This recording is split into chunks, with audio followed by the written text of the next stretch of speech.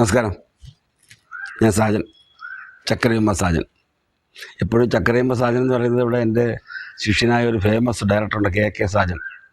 അതുകൊണ്ടാണ് ഈ ചക്കരയുമ്മ സാജൻ എന്ന് പറയുന്നത്. അദ്ദേഹം നല്ല തിരക്കഥ എഴുത്തും നല്ല ഒരു ഡയറക്ടറും കൂടെയൊക്കെയാണ്. പൃഥ്വിരാജിനെ കൊണ്ട് ആദ്യം കൊണ്ടുവന്നത് ഈ കെ സാജനാണ്. എൻ്റെ ഒരു നോക്ക് കാണാവുന്ന സിനിമയിൽ ആദ്യമായിട്ട് നല്ല കഥയായിട്ട് വന്ന് പയ്യൻ. ഇപ്പം പയ്യൻ എന്ന് പറഞ്ഞാൽ അദ്ദേഹം നല്ലൊരു മെച്ചുവേർഡ് ഡയറക്ടറായി കഴിച്ചു. അങ്ങനെ ഒട്ടുമിക്ക നല്ല സിനിമകളെടുത്ത ആളാണ്. പിന്നെ എസ് എൻ സ്വാമിയായിട്ട് പുള്ളിക്കാരൻ കുറേ അസോസിയേറ്റ് ചെയ്ത് വളരെ എക്സ്പീരിയൻസ് ആയ ശേഷമാണ് പുള്ളിക്കാരൻ സംവിധാനത്തിലേക്ക് നീങ്ങിയത്. നല്ല കഴിവുള്ളൊരു സംവിധാനമാണ് കെ സാജൻ. അപ്പോൾ കെ സാജൻ്റെ പേര് എൻ്റെ പേരും കൂട്ടിക്കുഴയേണ്ട എന്ന് കരുതിയാണ് ഞാൻ പറയുന്നത്. പിന്നെ വേറെ നമ്മുടെ മുമ്പ് സിനിമ നിർമ്മാതാവ് ഉണ്ടായിരുന്നല്ലോ, സാജൻ വർഗീസ്. അദ്ദേഹം മുമ്പ് ഒരു ഓറിയൻ്റൽ ഫിനാൻസൊക്കെ നടത്തിയിരുന്നു, ചിട്ടിയൊക്കെ ഉണ്ടായിരുന്നു. ആ ചിട്ടി എന്താ പറഞ്ഞാൽ പുള്ളി കേസിലൊക്കെ ആയി. അദ്ദേഹം ഇപ്പം നെടുമ്പാശ്ശേരിയിൽ സാജ് കിച്ചൺ എന്നൊരു സംഭവം നടത്തുകയാണ്, നല്ല രീതിയിൽ നടത്തിക്കൊണ്ടിരിക്കുകയാണ്. ആ സാജന ഈ ചിട്ടിയുടെ എന്തോ പ്രശ്നം വന്ന് അധികമായ പലിശയെല്ലാം ഓഫർ ചെയ്തിട്ട് ഓറിയൻ്റൽ സാജൻ അദ്ദേഹത്തിനെ അറസ്റ്റ് ചെയ്ത് വാർത്തയൊക്കെ വന്നല്ലോ. അന്ന് പലരും കരുതി ഞാനാണ് ആളെന്ന്. പക്ഷെ ഞാനതിന് മറുപടി പറയാൻ പോയില്ല, കാരണം അദ്ദേഹം എൻ്റെ സുഹൃത്താണ്. അദ്ദേഹം ഒരു കാലത്ത് തന്നെ അദ്ദേഹത്തിന് സിനിമ സംവിധാനം ചെയ്യാൻ ക്ഷണിക്കുകയുണ്ടായി. അത് ഞാൻ സ്ഥിരം വിജയ മൂവീസിൻ്റെ പടം ചെയ്തുകൊണ്ടിരിക്കുന്നതുകൊണ്ട് അന്ന് എനിക്ക് സമയം ഉണ്ടായില്ല. അന്ന് പുള്ളി തമാശക്ക് വേണ്ട പറയുമായിരുന്നു, സാജ തൻ്റെ പേരും സാജനാണ്, എൻ്റെ പേരും സാജനാണ് കേട്ടോ. ഞാൻ നിർമ്മാതാവാണെങ്കിലും ഞാനൊരു സാജൻ എന്നൊരു പേര് വെച്ചിട്ടൊരു സിനിമയും കിടക്കും. ആ പടം ചിലപ്പോൾ ഓടിയില്ലെങ്കിൽ സാജന് കേട്ടോ അബദ്ധം പറ്റും, അതുകൊണ്ട് ധൈര്യമായിട്ടൊരു ഡേറ്റ് മാറ്റിവെക്കി നമുക്കൊരു പടം ചെയ്യണം എന്ന് പറഞ്ഞൊരു സുഹൃത്താണ് നമ്മുടെ സാജൻ വർഗീസ്, ഓറിയൻ്റൽ ഫിനാൻസ് സാജൻ. അപ്പോൾ ഈ കെ സാജൻ അദ്ദേഹം എല്ലാവരും നല്ല സുഹൃത്തുക്കളാണ്. അപ്പോൾ അതുകൊണ്ടാണ് ഞാൻ ഇടയ്ക്കിടയ്ക്ക് സാജൻ ചക്കരയുമ്മ എന്നെടുത്ത് പറയുന്നത്. അതുകൊണ്ടാണ്, അല്ലാതെ സ്വന്തമായിട്ട് ഒരു സിനിമ സംവിധാനം ചെയ്തിട്ട് ആ സിനിമയുടെ പേരിലാണ് എന്നെ അറിയപ്പെടുന്നത്. അതിന് സന്തോഷം എനിക്കുള്ളൂ, ഭയങ്കര അഹങ്കാരമൊന്നുമില്ല കേട്ടോ, സന്തോഷമാണ്. പിന്നെ ഞാൻ ഈ നേരത്തെ എൻ്റെ ഈ അവതരണത്തിൽ ഞാൻ പറഞ്ഞിട്ടുണ്ടായിരുന്നു, ഞാൻ സിനിമയെക്കുറിച്ചും പിന്നെ ട്രാവൽ അതിനെക്കുറിച്ച് ഞാൻ പറയാമെന്ന് പറഞ്ഞിരുന്നു. ട്രാവൽ എനിക്ക് വലിയ ഇഷ്ടമുള്ള കാര്യമാണ്. കാരണം ചില ലൊക്കേഷൻ നോക്കാനൊക്കെ പോകുമല്ലോ, നല്ല നല്ല ഹോട്ടലുകളുണ്ട്, നല്ല ഫുഡൊക്കെ കിട്ടും. ആ ഫുഡ് ചിലപ്പോൾ കിട്ടുമ്പോൾ ഞാൻ കിച്ചണിൽ പോയി ചോദിക്കും, എങ്ങനെയുണ്ടോ ഉണ്ടാക്കിയെന്നൊക്കെ ചോദിക്കും. അപ്പോൾ ചിലർ പറഞ്ഞു തരും, അതൊക്കെ ഉണ്ട്. പക്ഷേ ഒരു പാചകം എന്ന രീതിയിൽ അല്ല ഇത്. അതുകൊണ്ട് ടേസ്റ്റിയായിട്ട് ഫുഡ് കഴിക്കുന്ന രീതിയിൽ ചോദിക്കുന്നുള്ളതേ ഉള്ളൂ. അപ്പം നല്ല നല്ല ടൂറിസ്റ്റ് പ്ലേസിലൊക്കെ പോകും. അങ്ങനെ സിനിമയെക്കുറിച്ച് പറയുമ്പം സിനിമയോട് ചേർന്നുള്ള സംഭവങ്ങൾ പറയാനാണ് എനിക്ക് കൂടുതൽ താല്പര്യം. അല്ലാത്ത സമയങ്ങളിൽ ടൂറിസത്തെക്കുറിച്ചും ചില നല്ല സ്ഥലങ്ങളെക്കുറിച്ചും പറയണമെന്ന് എനിക്കുണ്ട്. അതുകൊണ്ടുള്ള യാത്രകൾ എനിക്കിഷ്ടമാണ്. ഇപ്പം ഞാൻ ഈ തിരുവനന്തപുരം ജില്ലയിൽ ആലങ്കോട്, ആറ്റിങ്ങലിനടുത്ത് ആലങ്കോടാണ് താമസിക്കുന്നത്. അപ്പോൾ തിരുവനന്തപുരം ജില്ലയിൽ നിന്ന് ഏതാണ്ട് 25 കിലോമീറ്റർ നമ്മുടെ കൊല്ലം റൂട്ടിൽ വരുമ്പോഴാണ് തോന്നയ്ക്കൽ എന്നൊരു സ്ഥലമുണ്ട്. ഇവിടെ കുമാരനാശാൻ്റെ സ്വന്തം വീട്. അദ്ദേഹം പിന്നീട് കായിക്കര താമസിച്ചിരുന്നു. ഇപ്പോഴും അദ്ദേഹത്തിൻ്റെ വീട്, പഴയ വീട്, ഒരുപോലെ വീട്, മുറ്റത്തൊരു കിണർ, ഒരു ചെമ്പകപ്പൂ മരം എല്ലാം ഉണ്ട്, അതേപടി സൂക്ഷിക്കുന്നുണ്ട്. അവിടെ പോകുമ്പോൾ നമുക്കൊരു പ്രത്യേക ഒരു അനുഭൂതിയാണ്. ഇപ്പം അതിൻ്റെ മുമ്പിൽ അദ്ദേഹത്തിൻ്റെ ഇതിൽ നമ്മുടെ കാനായി കുഞ്ഞിരാമൻ്റെ ശില്പം പണി കൊണ്ടുവരുന്നുണ്ട്, വാസദത്ത അങ്ങനെ കിടക്കുന്ന രീതിയിൽ. നമ്മുടെ മലമ്പുഴ യക്ഷിയൊക്കെ ഉണ്ടാക്കി നമ്മുടെ കാനായി കുഞ്ഞിരാമൻ സാറ്, അദ്ദേഹം ഈ വേളി കായലിനടുത്തൊരു പ്രതിമ ഉണ്ടാക്കിയിട്ടുണ്ട്, മനോഹരമായിരിക്കുന്നു. പിന്നീട് ശംഖുമുഖത്ത് ഒരു നാഗകന്യക, അത് കാണേണ്ടതാണ് കേട്ടോ. എന്നാൽ ഈയിടെ ഏതോ ഗവൺമെൻറ്റിൽ സാംസ്കാരിക വകുപ്പ് എന്തോ അത് മാറ്റണമെന്നൊക്കെ പറയുന്നത് കേട്ടോ. അത് മാറ്റിയെന്ന് എനിക്കറിയില്ല, മാറ്റേണ്ട കാര്യമില്ല. അത് കാണാനായിട്ട് എത്ര ആൾക്കാരാണ് എവിടെ നിന്നൊക്കെ വരുന്നത്, കാനായി കുഞ്ഞിരാമൻ്റെ ശില്പങ്ങൾ. അതേ തുടർന്ന് കുറച്ച് നാൾ ഈ തോന്നയ്ക്കൽ നമ്മുടെ കുമാരനാശാൻ്റെ അവിടെ അദ്ദേഹത്തിൻ്റെ ഭവനത്തിന് മുമ്പിലുള്ള ആ പ്രതിമയിൽ കുറച്ചുകൂടെ പുള്ളി വർക്ക് ചെയ്യാതെ വന്നു. കാരണം എന്തോ ഗവൺമെൻറ്റിൽ നിന്ന് പുള്ളിക്കാരൻ നല്ല സമീപനം കിട്ടിയില്ല എന്ന രീതിയിൽ നിർത്തിവെച്ചിരുന്നു. വീണ്ടും അത് തുടങ്ങി തോന്നുന്നു കേട്ടോ. അതിൻ്റെ വഴക്കും കാര്യങ്ങളും പിണക്കങ്ങളൊക്കെ മാറിയെന്ന് തോന്നുന്നു. അപ്പം ഞാൻ ഈ കുമാരനാശാൻ്റെ തോന്നയ്ക്കൽ അദ്ദേഹത്തിൻ്റെ എനിക്കൊരു ഡോക്യുമെൻ്ററി പോലെ ഒരു സിനിമ കഥകൾ പോലെയൊക്കെ എടുക്കാൻ വേണ്ടി ഞാനങ്ങനെ തോന്നയ്ക്കൽ അദ്ദേഹത്തിന് കുമാരനാശാൻ്റെ വീട്ടിലേക്ക് പോയിരുന്നു. അപ്പോൾ ഈ പറഞ്ഞ സംഭവങ്ങളൊക്കെ അദ്ദേഹത്തിൻ്റെ കവിതകളിലുള്ളതുപോലെ തന്നെ എല്ലാം ഉണ്ട്. ഞാൻ പണ്ട് കാവ്യകല എന്നൊരു SLCക്കോ മറ്റോ പണ്ട് പഠിച്ചതിൽ ഇപ്പോഴും ഉണ്ട്. ഇപ്പോൾ 7ാം സ്റ്റാൻഡേർഡ്, മറ്റ് 10ാം സ്റ്റാൻഡേർഡിലാണെന്ന് തോന്നുന്നു.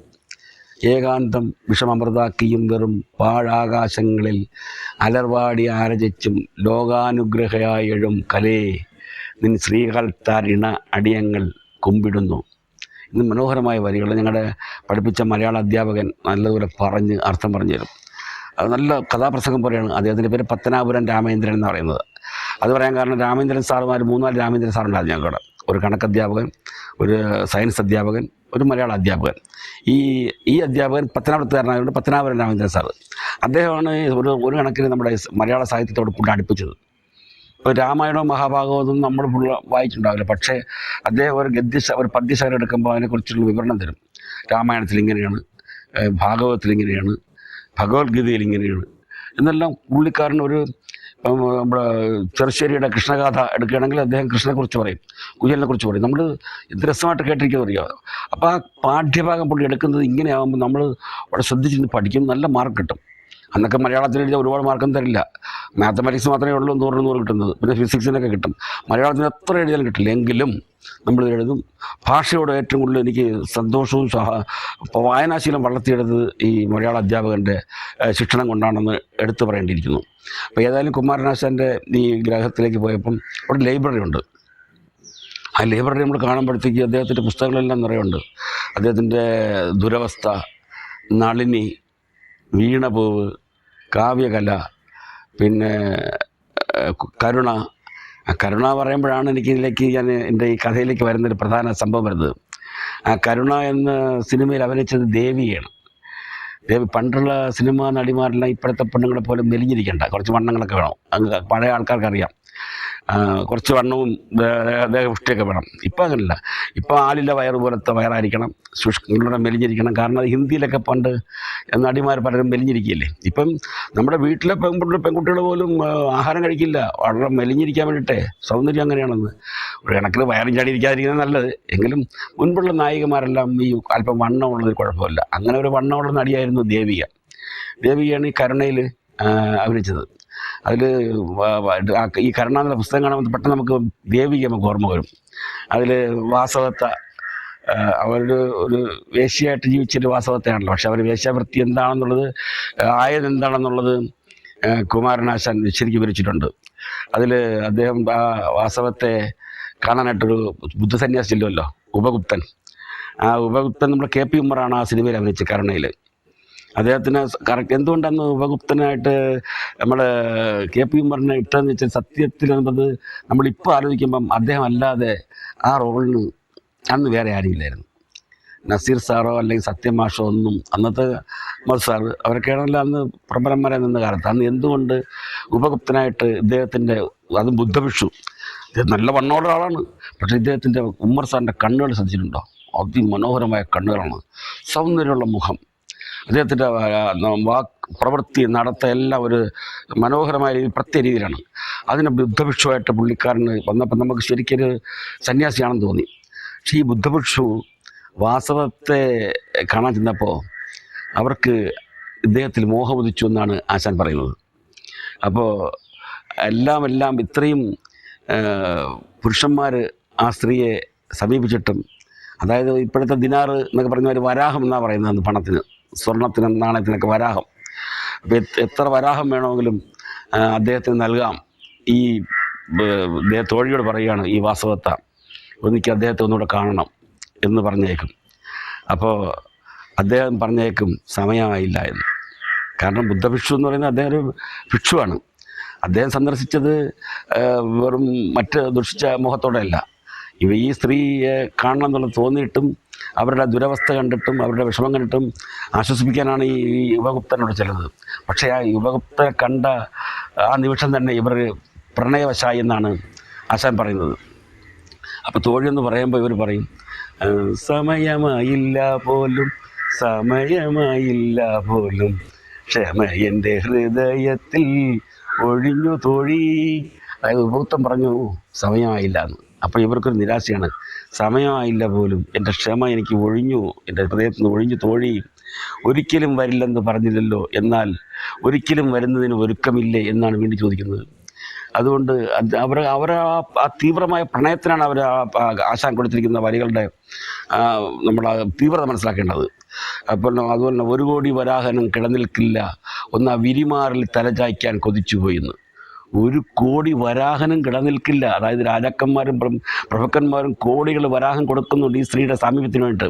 പക്ഷേ ഇവർ പറയുന്നത് 1 കോടി വരാഹനം കിടനിൽക്കില്ല, ഒന്ന് ആ വിരിമാറിൽ തലചായ്ക്കാൻ കൊതിച്ചുപോയി തോഴി കൊതിച്ചുപോയി എന്ന്.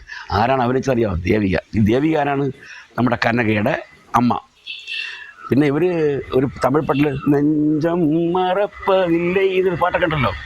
അതൊക്കെ എന്ത് മനോഹരമായിട്ടാണ് ഇവർ ദേവിക അഭിനയിക്കുന്നത്. ഒരു കാലത്ത് അവർ ശിവാജി ഗണേശൻ, എൻ ടി രാമറാവു തുടങ്ങി ഒട്ട് വലിയ നടന്മാരോടൊക്കെ അഭിനയിച്ച് പേരെടുത്ത നടിയാണ് ദേവിക.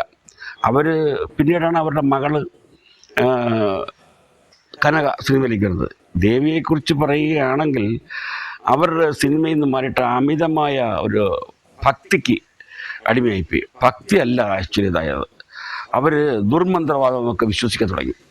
അതൊരാപത്താണ്. ഈ അമിത ഭക്തി ആപത്താണെന്നുള്ളത് പല സന്യാസിമാരും വൈദികരും ഒക്കെ പറയാറുണ്ട്. ഭക്തി വേണം, ജീവിതത്തിൽ നമ്മളെ നിലനിർത്തി കൊണ്ടുപോകുന്നതും വിശ്വാസത്തിലും വേണം, അടിയുറച്ച് വിശ്വസിക്കണം. പക്ഷേ അത് ആ വിശ്വാസം ഒരു അമിത ഭക്തിയിലേക്ക് പോയാൽ പിന്നെ അത് നമ്മളുടെ കയ്യിൽ നിന്ന് വിട്ടുപോകും. അതൊരു മാറാ രോഗം പോലെ ആയിപ്പോവും. അതിന് ഈ ദേവിക അടിമപ്പെട്ടുപോയി.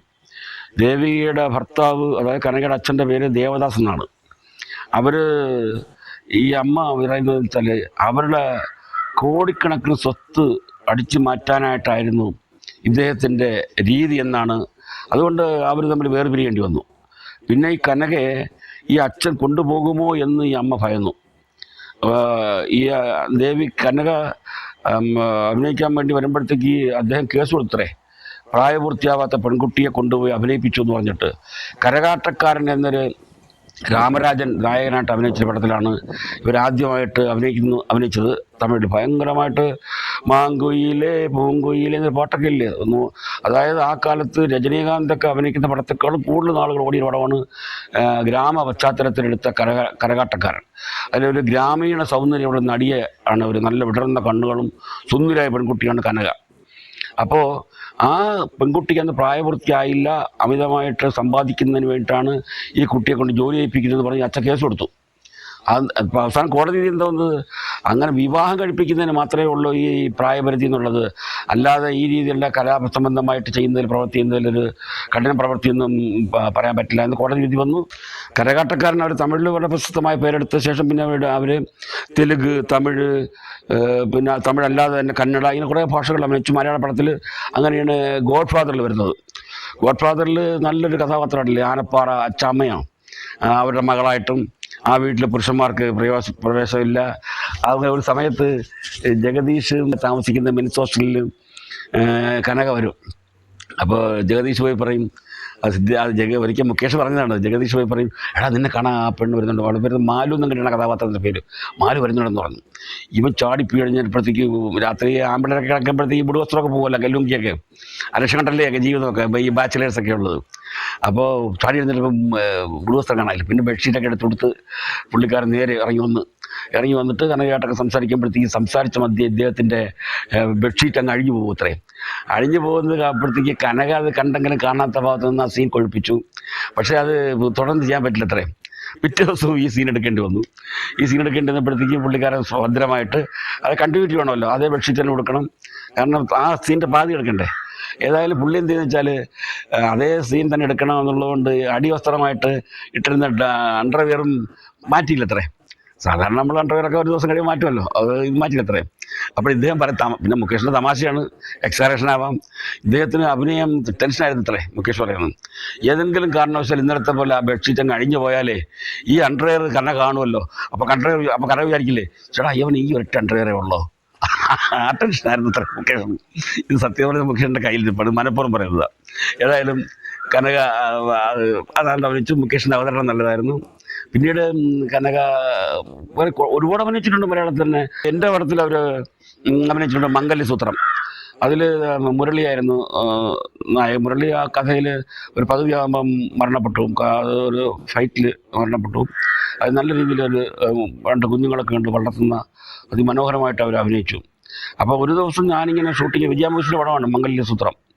നല്ല സിനിമയാണ്. അത് മമ്മൂട്ടിക്ക് പറ്റിയ കഥാപാത്രമായിട്ട് ഞങ്ങൾ മമ്മൂട്ടിയെ സമീപിച്ചപ്പോൾ മമ്മൂട്ടി അന്ന് തിരക്കായതുകൊണ്ട് മമ്മൂട്ടി തന്നെ സജസ്റ്റ് ചെയ്തത്, നിങ്ങൾ ഈ സംഭവം മുരളിയെ കൊണ്ട് ചെയ്യിച്ചൂടെ, എനിക്ക് വേണ്ടി നിങ്ങൾ കാത്തിരുന്നിട്ട് മെനക്കെടണ്ട എന്ന് പറഞ്ഞത്. അങ്ങനെയാണ് ഞങ്ങൾ മുരളി സമീപിച്ചു. മുരളി മനോഹരമായിട്ട് ചെയ്തു. കനകയായിരുന്നു നായിക. പിന്നെ അതിൽ ജഗതി, അതൊക്കെ നല്ല റോളായിരുന്നു, നല്ല ബെസ്റ്റായിരുന്നു. അപ്പോൾ അതിൽ ഒരു ദിവസം ഞങ്ങൾ നമ്മുടെ പ്രൊഡക്ഷൻ മാനേജർ പോയിട്ടെന്ന് പറഞ്ഞു, സാറേ കനകയെ കാണാനില്ലെന്ന്. അപ്പോൾ ചോദിച്ചാൽ പറഞ്ഞു, അത് അവിടുത്തെ സെക്യൂരിറ്റി പറഞ്ഞു, രാവിലെ ഒരു വണ്ടി, ഒരു അംബാസഡർ കാറിൽ വെളുപ്പാങ്കാലത്ത് ഒരു 4 മണിക്ക് വണ്ടിയിൽ 3-4 പെട്ടികളൊക്കെ അവരെങ്ങനെ പെട്ടികളോട്ട് വന്നോ ആ പെട്ടികളൊക്കെ വണ്ടിയിൽ കയറ്റിയിട്ട് അവർ എങ്ങോട്ട് പോകണമെന്ന് ചോദിച്ചിട്ട് പറയാതെ പോയത്. അപ്പം ഞങ്ങളൊക്കെ വിചാരിച്ചു ഷൂട്ടിങ് കഴിഞ്ഞെന്നുള്ളത്. അപ്പോൾ ഞാൻ ചോദിച്ചു, അതെങ്ങനെ ഇത്ര പെട്ടെന്ന് ഒന്നും പറയാതെ? അവർ ദേവിയുടെ അടുത്ത് അവരെ നല്ല പെരുമാറ്റമുണ്ട്. ദേവികയുടെ പഴയ ഞാനീ പറഞ്ഞ കരുണയിലുള്ള ദേവികയല്ല, ഇപ്പം കൊണ്ട് അവർ ഭയങ്കര 4 ദേവികമാർ ചേരുന്ന വണ്ണ കൊണ്ട് എപ്പോഴും ഭസ്മക്കുറിയും തൊട്ട് അല്ലെങ്കിൽ പൊട്ടും തൊട്ട് ഭക്തി ഭക്തി ഭക്തി എപ്പോഴും അവരെന്തെങ്കിലും ദൈവങ്ങളെക്കുറിച്ച് പറയുള്ളൂ. അവർക്കൊരു ആഗ്രഹമാണ്. അവരെടുത്തേക്ക് സാർ ഇവിടെ കാണാൻ പറ്റിയ ക്ഷേത്രം അതുകൊണ്ട് സാർ ചോറ്റാനിക്കര ക്ഷേത്രം എവിടെയാണ് സാർ, അവിടെ പിന്നെ ഇവിടുത്തെ എറണാകുളത്ത് അമ്പലം. അപ്പോൾ എനിക്ക് മിക്ക ക്ഷേത്രങ്ങളും അറിയാം. കാരണം എസ് എൻ സ്വാമി ആയിരുന്നില്ല എൻ്റെ കൂടെ മുമ്പ് ഇപ്പോൾ താമസിക്കുന്നത്. സ്വാമി സ്ഥലം പോകുന്നത് രാവിലെ എറണാകുളത്ത് അപ്പനെ തൊഴാൻ പോകും വരും. പിന്നെ മാത്രമല്ല സുകുമാരിയമ്മ ചേച്ചിയോട്, സുകുമാരിയമ്മയുടെ നമ്മൾ വർക്ക് ചെയ്തിട്ടുള്ളത് അമ്മ എപ്പോഴും ക്ഷേത്ര ദർശനം നടത്തുന്ന അമ്മയാണ്. എല്ലാ ക്ഷേത്രങ്ങളും അമ്മയെ അറിയാം. അവിടുന്ന് പ്രസാദം കൊണ്ട് തരും, ഞങ്ങൾക്ക് എല്ലാം തരും. പിന്നെ ഈ പറഞ്ഞ മാതിരി അത് സുകുമാരി ചേച്ചി വരുമ്പോഴത്തേക്ക് ഒരു പെട്ടി നിറയെ ആയുർവേദ മരുന്നുകളും അലോപ്പതി മരുന്നുകൊണ്ടൊക്കെ വരുന്നത്. ആർക്കും തലവേദന, വയറ്റുവേദന എന്ത് പറഞ്ഞാലും ആ അമ്മ നമ്മളെല്ലാം ശുശ്രൂഷിക്കും. അങ്ങനെ അപ്പം ഞാൻ പറഞ്ഞ കൂട്ടത്തിൽ ഇവർ ഈ പെട്ടികളൊക്കെ പോയത്രേ. ഞങ്ങൾ നടങ്ങി പോലീസ് സ്റ്റേഷൻ വിളിച്ച് ചോദിച്ചു, പറഞ്ഞു അങ്ങനെ പറഞ്ഞിട്ടില്ല, ഞാൻ പറഞ്ഞിട്ടില്ല. പിന്നെ എങ്ങനെ? കുറച്ച് കഴിയുമ്പോഴത്തേക്ക് തന്നെ അവർ ഒരു വണ്ടിയിൽ അവർ നേരെ ഇങ്ങി വന്നു ഇവിടെ. അപ്പോൾ ഈ വണ്ടിയിൽ എത്തിയപ്പോഴത്തേക്ക് ഞങ്ങൾക്കെല്ലാം ആശ്വാസം. എങ്ങനെ എവിടെ പോയി? പിന്നീട് അവർ പറയുന്നത്, ഇല്ല ഞാനത് പിന്നെ പറയാം, കാരണം ഞങ്ങളുടെ റൂം അത്ര ലോക്കസ് ശരിയല്ല, അതുകൊണ്ടാണ് ഈ പെട്ടിയായിട്ട് എടുത്ത്. പിന്നെ ഇന്ന് രാവിലെ വർക്കില്ല, 10-10:30 ശേഷമല്ലേ ഉള്ളൂ വർക്ക് എന്ന് കരുതിയാണ് ഞാൻ തൊഴാൻ പോയി. ചോറ്റാനിക്കര അമ്പലത്തിൽ പോയതാണല്ലോ. അപ്പം ഞാൻ ചോദിച്ചു, ഈ ചോറ്റാനിക്കര അമ്പലത്തിന് അടുത്തല്ലേ, അതിന് നിങ്ങൾ മദ്രാസിൽ വന്ന പെട്ടികളുമായിട്ടൊക്കെ പോയതിന്, അല്ലെങ്കിൽ ഹോട്ടലിൽ റിസപ്ഷനിൽ പറഞ്ഞാൽ പോരെ, അവർ സൂക്ഷിക്കില്ലേ? അല്ല സാർ അങ്ങനെ അല്ല എന്ന് പറഞ്ഞു. ഞാൻ അപ്പുറമാ സൊല്ലറേ സാറെന്ന് പറഞ്ഞു. എന്നാൽ പിന്നെ പറയാമെന്ന്. ഏതായാലും ആ ഭയം മാറി. പിന്നീട് ഞാൻ അവരുടെ അടുത്തൊരു ഒഴിഞ്ഞ സമയത്ത് ചോദിച്ചു, എന്താ അമ്മ പ്രശ്നം എന്ന് ചോദിച്ചു. இல்லம்மா எனக்கு யாரையும் நம்பிக்கை இல்லை, நம்ப முடியாது. என் பொண்ணை வந்து அவர் கடத்திட்டு போயிடுவார். ஆறு എൻ്റെ മോളെ അദ്ദേഹം കൊണ്ടുപോകുന്നു. ആര്? അവളുടെ അപ്പ சொல்கிறானே ഒരുത്തൻ, അപ്പ എന്ന് പറയുന്ന ഒരുത്തരാണ്. കാരണം ഇവർക്ക് 13 കോടി രൂപയുടെ സ്വത്തുക്കൾ അവരടുത്തുണ്ട്. ആ കോടിക്കണക്കിന് പിന്നീട് അറിയുന്നത് ഈ സ്വത്ത് ഈ പെട്ടി നിറയെ സ്വർണ്ണാഭരണങ്ങളാണ്. പിന്നെ അതായത് ഇത് റൂമിൽ വെച്ചുകൊണ്ട് പോകാനൊരു ഭയമാണ്. എപ്പോഴും ഇവിടെ കൊണ്ടുപോകുമ്പോഴെല്ലാം കൊണ്ടുപോകും. അമ്പലത്തിൽ പോകുമ്പോഴും വീട്ടിൽ പോകുമ്പോഴും ഈ കുഞ്ഞിന്, ഈ പെൺകുട്ടിയാണെങ്കിൽ കൊച്ചു വലുതായിട്ടല്ല അവർ വളർത്തുന്നത്, കൊച്ചു കുട്ടിയെ പോലെയാണ്. ആഹാരമൊക്കെ വാരി കൊടുക്കുകയാണ് ഇവർ ചെയ്യുന്നത്. അങ്ങനെ അതായത് വളർത്തിയത് മാത്രം പോരാ, കുഞ്ഞുങ്ങളെ സ്വയമേ ജീവിക്കാൻ പഠിപ്പിക്കണ്ടേ. ഇതങ്ങനല്ല. ഏതായാലും 60ാമത്തെ വയസ്സിൽ ഈ അമ്മ മരണപ്പെട്ടപ്പോഴത്തേക്കോ. അപ്പം അതിനു മുമ്പ് സംഭവങ്ങൾ പലപ്പോഴും ഒരു പറയുമായിരുന്നു, എനിക്ക് വിവാഹം, ഞാൻ ജീവിച്ചിരിക്കുമ്പോൾ വിവാഹം നടത്തണം എന്നൊക്കെ പുള്ളിക്കാരത്തിയോട് പറയുമായിരുന്നു. ഇല്ലമ്മ, എനിക്ക് അമ്മ ഇല്ലാതെ എനിക്ക് ജീവിക്കാൻ പറ്റില്ല അമ്മ, എനിക്ക് വേറെ ആരും വേണ്ട അമ്മ. പക്ഷേ കനകയുടെ ആഗ്രഹം എന്താണ്? അമ്മ എക്കാലം ജീവിച്ചിരിക്കാൻ പറ്റുമോ ഒരു മനുഷ്യന്? അത് പറ്റില്ല. അപ്പോൾ പിന്നീട് വെച്ചാൽ ഇവർ മുമ്പ് സ്നേഹിച്ചിരുന്ന ഒരു മുത്തുക്കുമാർ എന്നൊരാളുണ്ടായിരുന്നു. അദ്ദേഹം കാലിഫോർണിയയിൽ മെക്കാനിക്കൽ എഞ്ചിനീയറാണ്. ആ മെക്കാനിക്കൽ എഞ്ചിനീയറായിട്ട് കനക വിവാഹം കഴിച്ചു. ഏതാണ്ട് പിന്നീട് സംഭവം വെച്ചാൽ അതും ഈ കനക പറയുന്നത് എൻ്റെ പണത്തെ മോഹിച്ചാണ് അയാൾ വിവാഹം കഴിച്ചത്. 15 ദിവസം കൊണ്ട് ആ ബന്ധം ഇല്ലാതായി. അയാൾ കാണാനില്ല. അത് അറിയുന്നത് എന്താ വെച്ചാൽ ഈ അച്ഛൻ ദേവദാസ്, അച്ഛനാണല്ലോ, ദേവദാസ് എന്നാണല്ലോ അദ്ദേഹത്തിൻ്റെ പേര്, അദ്ദേഹം ഇവനെ കടത്തിക്കൊണ്ട് പോയി എന്നാണ് അറിയുന്നത്. പിന്നെ ഇയാളെ പേര് വിവരവുമില്ല. ഈ ഭർത്താവ് കല്യാണം കഴിച്ചാളിനെ കുറിച്ച്, മുത്തുക്കുമാർ. അങ്ങനെ പിന്നീട് ഒരു പടമൊന്നും അഭിനയിക്കാൻ പോയില്ല അമ്മയുടെ മരണത്തിന് ശേഷം. പിന്നെ ഒരു ഡിപ്രഷനായി. കാരണം എല്ലാം പോയില്ലേ. ഒരു വീട് അടച്ചു പൂട്ടി ഇരിക്കും, മാസങ്ങളോളം അവരിയ്ക്കും. പക്ഷേ ആദ്യത്തെ വീട്ടിലെ ഒരു വാച്ച്മാനാണ് അത്യാവശ്യ സാധനങ്ങളൊക്കെ വീട്ടിലെത്തിക്കുന്നതൊക്കെ. ഇങ്ങനെ ഇരിക്കുമ്പോഴത്തേക്ക് തന്നെ ഇവരുടെ ഒരു ബന്ധു വന്നിട്ട് പറഞ്ഞു, കുഞ്ഞെ നീ ഇങ്ങനെ മൂകയായി ഇരിക്കരുത്, ഡിപ്രഷൻ വന്ന് മാത്രമല്ല മാനസിക നില തെറ്റിപ്പോവും, അതുകൊണ്ട് നിനക്ക് സഹായത്തിന് ഞാൻ എനിക്ക് വേണ്ടപ്പെട്ട ഒരാളിനെ അയച്ചു തരാമെന്ന് പറഞ്ഞു. അങ്ങനെ ഒരാളിനെ അവിടെ അയച്ചു. ചെറുപ്പക്കാരനെ വന്നപ്പോൾ മെച്ചപ്പെട്ടു. അപ്പോൾ ചെറുപ്പക്കാരൻ്റെ പേര് രാമേന്ദ്രൻ എന്നായിരുന്നു. അയാൾ നല്ല സമീപനവും പെരുമാറ്റവും നല്ല യുവ കോമളനൊക്കെ ആയിരുന്നു. ഒടുവിൽ എന്താ വെച്ചാൽ അയാൾക്ക് ഈ കനകയോടുകൂടി ഇഷ്ടം തോന്നി തുടങ്ങി. കനകയുടെ പ്രണയം അയാൾ തുറന്നു പറഞ്ഞു. അയാളാണെങ്കിൽ ഭയങ്കരമായിട്ട് ആക്രോശിച്ചു. നീ എന്താ വിചാരിച്ചതിനെ പറ്റി, എനിക്കിതിനടുത്ത് പ്രണയം എന്നാണ് എന്ന് പറഞ്ഞ് അയാളെ ഒഴിവാക്കി. എന്തു ചെയ്യാം? ഈ പെൺകുട്ടിയുടെ മനസ്സിൽ അമ്മ എപ്പോഴും തന്നോടൊപ്പം ഉണ്ടെന്ന് ധരിച്ചിട്ടാണ് അമ്മ എപ്പോൾ ഈ വീടൊക്കെ അടച്ചു പൂട്ടിയിട്ട് അമ്മയുടെ സംസാരിക്കും, അത് പുറമേയുള്ള ആൾക്കാർ വന്ന് അകത്ത് രാത്രി സംസാരിക്കുന്നത് കേൾക്കാം. അമ്മ നീ എങ്കെ അമ്മ എന്നെ വിട്ടിട്ട് പോയാച്ചേ എന്നൊക്കെ പറയുന്നത് കേട്ടിട്ടുണ്ടെന്ന്. അപ്പോൾ ഒരു കണക്കിന് മാനസിക ഭ്രാന്തി ഉണ്ടെന്നല്ലേ പറയാൻ പറ്റുള്ളൂ. ഏതായാലും ഈ രാമേന്ദ്രൻ എന്ന് പറഞ്ഞ ആൾ പോയി, അയാൾ കുറച്ച് ദിവസം കഴിഞ്ഞപ്പോൾ അയാൾ ഒരു അപകടത്തിൽ മരണപ്പെട്ടു.